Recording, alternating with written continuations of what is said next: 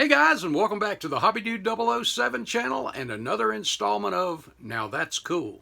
Today I want to share with you an award-winning model by our buddy Joe Dumanski, and this is not only cool, it is a really fun replica of a truck that is very unique. Stick around, I'll share it with you.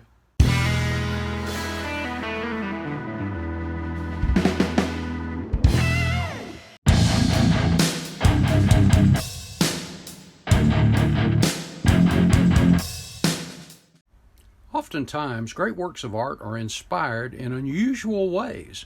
Now, this build is the same. It was inspired by a convenience store. But guys, not just any convenience store, Buc-ee's. Now, if you're not familiar with Buc-ee's, this is a Texas-based company that is pretty much all over the United States now, located on interstates. It is one of the, as my wife Amanda puts it, a convenience store and fuel stop on steroids, and it is probably 2/3 to 3/4 the size of a Walmart. The average gas pumps are 96 pumps, so it is a pretty large place. But the real treasure is once you get inside. There's not much in the way of snacks that you cannot find, whether it's the Buc-ee's brand or the famous brands, and ice cream, everything you can think of. If you're hungry, you want something fresh, and that's the other thing. If you've got a sweet tooth, they've got you covered, whether it's pastries, candies, just all kinds of stuff. There's chips, but another thing they're famous for is their beef jerky. There's an entire counter. You can buy it by the pound. You can buy it in a number of different flavors. But if you're on the go, you don't have time to stop, hey, just hit their world-famous jerky wall. Every flavor right there, you can grab it, check out, and go. Just great stuff. Now, when it comes to hot food, their chicken sandwich, I'm told, is absolutely great. Hadn't tried that one yet. The pulled pork is to die for. And keep in mind, this company is out of Texas, so you know they're going to do barbecue right. I have not tried something my son-in-law absolutely loves, and that is the brisket sandwich. But it does, I got to admit, look good. Now, my personal favorite is the Philly cheese wrap. And let me tell you, this Philly cheesesteak wrap is absolutely awesome. And I'm going to go out on a limb, and I love Philly cheesesteak, and I've had some good ones. But I think by far this is the best I've had. If you wanted a sub, freshly made, cold cut sub, there you go. You got a variety there. And you cannot leave a Buc-ee's without a bag of beaver nuggets. Now, this is going to become very important in a few minutes, but the beaver nuggets it's like a puffed corn with a caramel kind of, I'm not sure how to describe it, but they are obviously loved because that's one of the things people pick up. You see about everybody leaving with them. And you got to hit the restrooms. Now, I know that sounds like a really weird thing to say for a convenience store / fuel stop, but these are known to be the cleanest, largest restrooms there are. Amanda was even super duper impressed with how fast the line to get into it was in and out, and there's an attendant inside as well as someone constantly cleaning. They're known to have the cleanest restrooms, and I wouldn't argue with it in the least bit. Now, once you leave there, you head out to the swag section, and they have Buc-ee's apparel for every age, and some of it's kind of cute. So really, really cool. But that brings us to the subject of our video. In every Buc-ee's, you are going to find an antique, a vintage truck, or a car. Now, this particular project was based on the truck you're looking at. Here's a look at one of the coupes, and each of these cars are loaded with Buc-ee's merchandise. And the project that Joe did was based on this one. Again, it's in Calhoun, Georgia, and these are just cool. Buc-ee's is an experience, guys. You just got to experience. Now, in this picture, you see how big the store is in the background. That's just the apparel department. And that's only, I would say, 10-20% of the store, and the rest of it is just every kind of food you can think of. We had some homemade brownies that Amanda and I devoured before we got home. There's just all kinds of stuff that I'm not even going to have time to cover on it. But this was the inspiration right here for Joe's build. And man, he did an awesome job.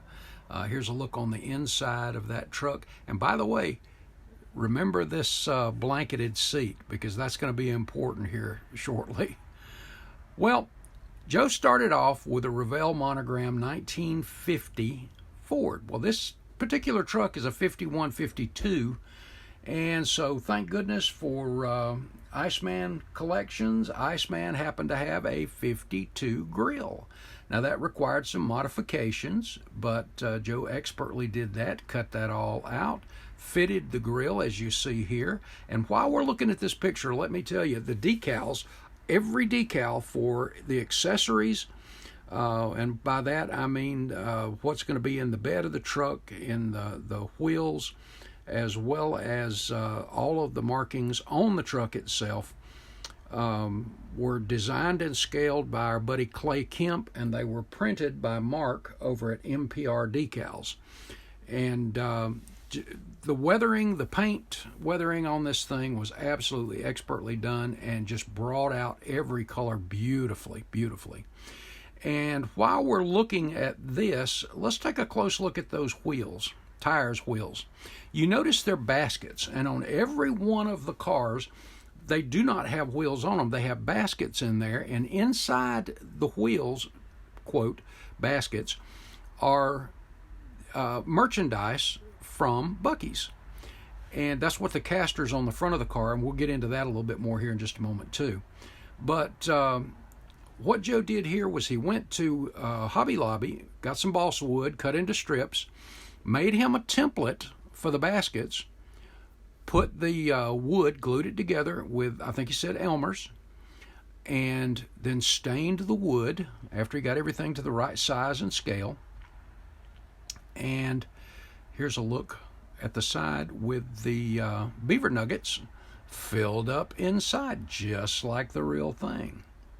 Now, how did he make all those beaver nuggets? Interesting question.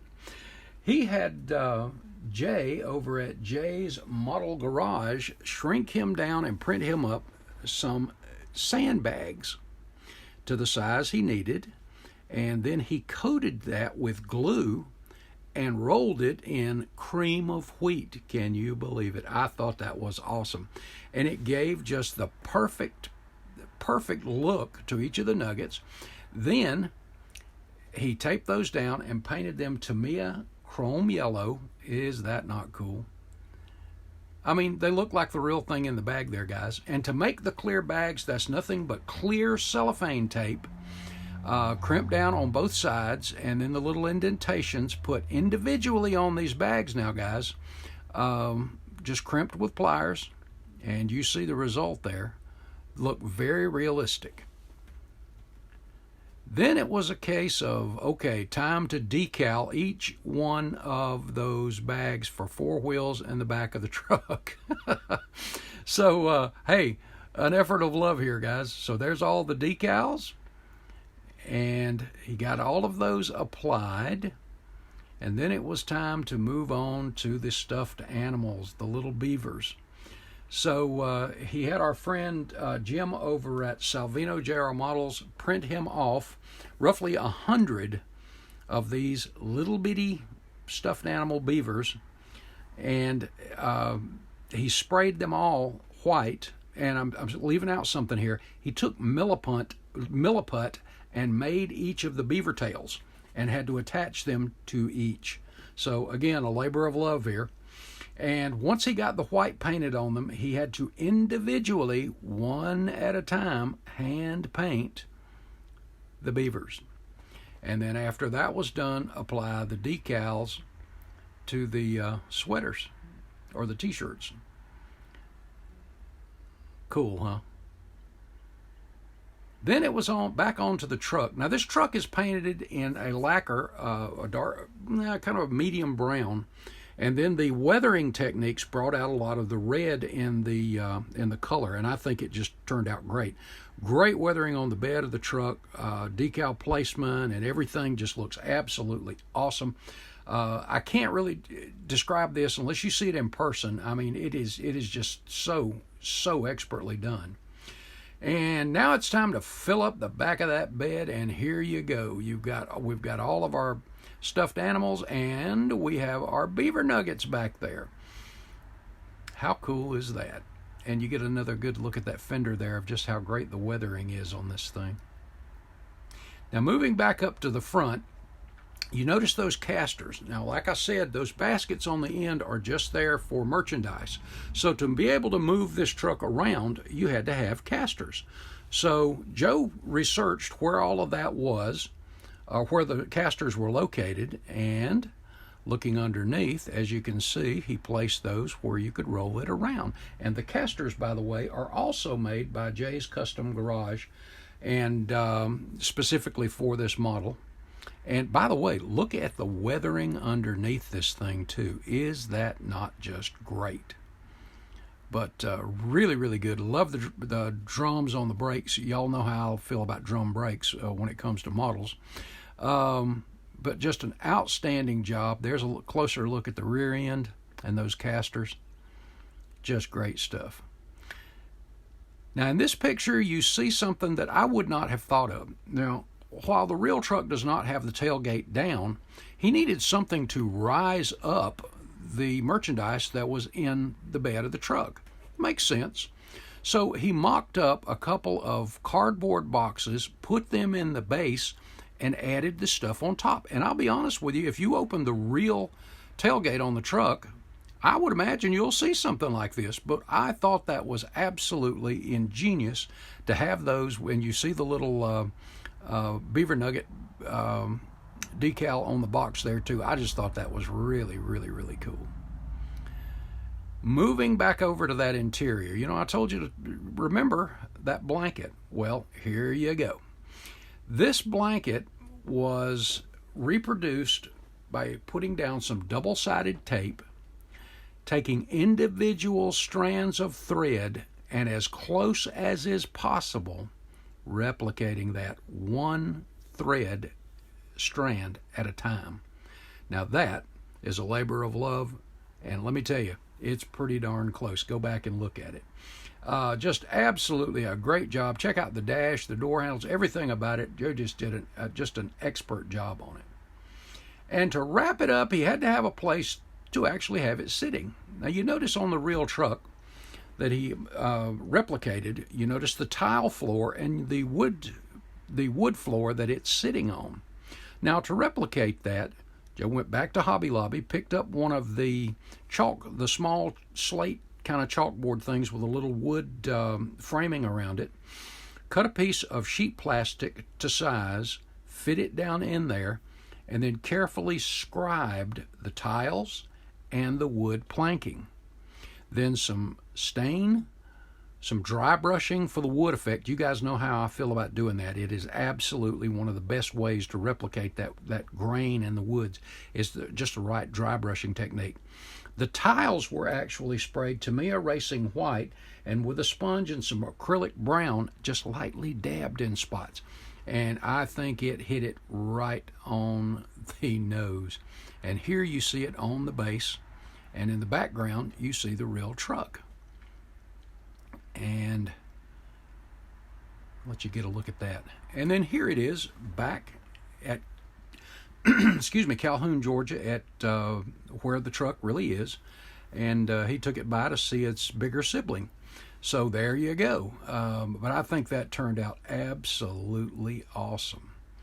This thing was also the theme winner at Atlanta last year for the pickup truck theme. And I think you can see why. Just an absolutely awesome, awesome thing.